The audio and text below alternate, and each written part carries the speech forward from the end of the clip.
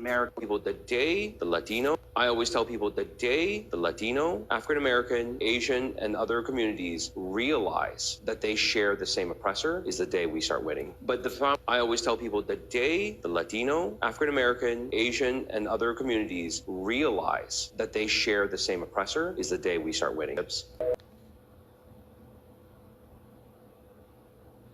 Hosea 1 in verses 10. Yet the number of the children of Israel shall be as the sand of the sea, which cannot be measured nor numbered. And it shall come to pass that in the place where it was said unto them, Ye are not my people, there it shall be said unto them, Ye are the sons of the living power. Then shall the children of Judah and the children of Israel be gathered together, and appoint themselves one head, and they shall come out of the land, for great shall be the day of Jezreel.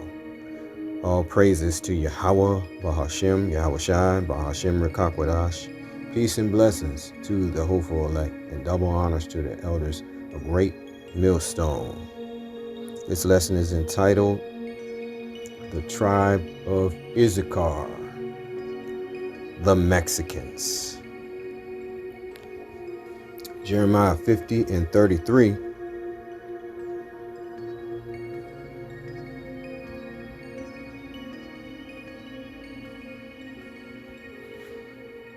Thus saith the Lord of hosts, the children of Israel and the children of Judah were oppressed together, and all that took them captives held them fast. They refused to let them go. So the tribe of Issachar are of the northern kingdom. All right. All over the earth, the Israelites are coming into the true gospel, learning that they are of Israel.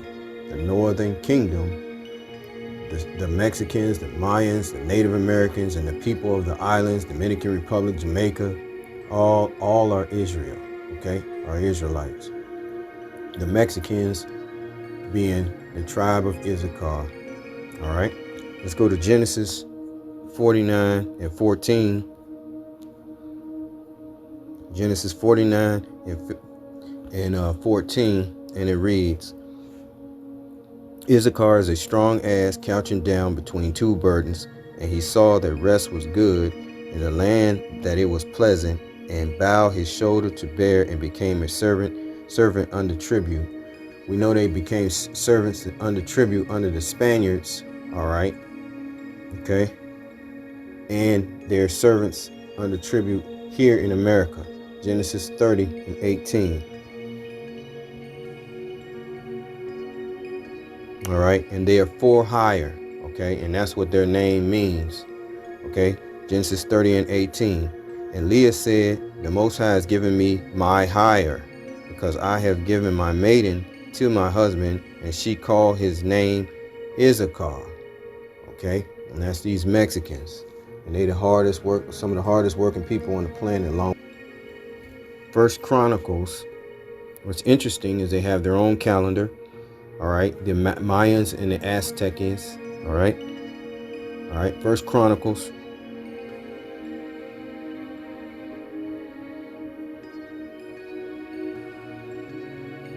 12 and 32. And the children of Issachar, which were men that had understanding of times, they have their own calendar, all right, the Mayans and the Aztecs, all right, to know what Israel ought to do. The heads of them were 200, and all their brethren were at their commandment, okay.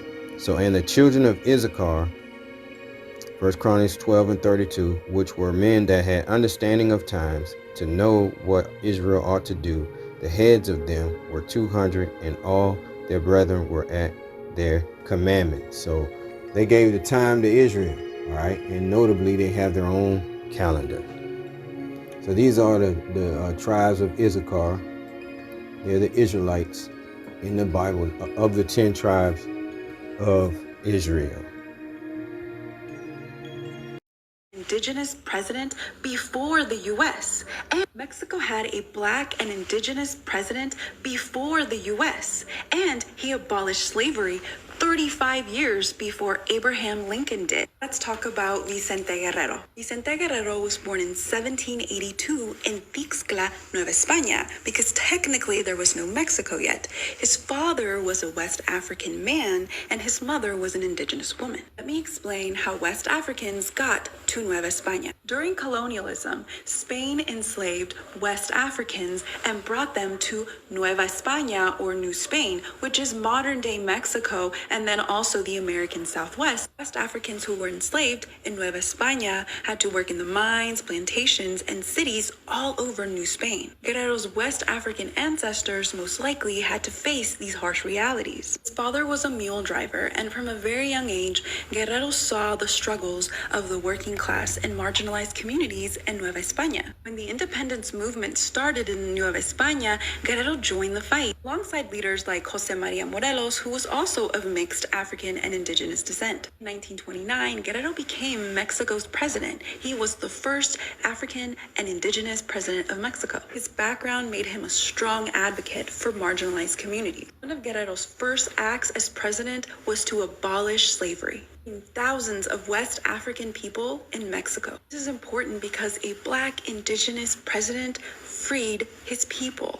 In the U.S., it was Abraham Lincoln. Guerrero championed rights for indigenous, Afro-Mexicans, and black Mexicans all over Mexico, pushing for land rights and educational reform. Though he was in office for a very short time, he made a deep impact by outlawing slavery and advocating for marginalized communities in Mexico. The state of Guerrero is named after him.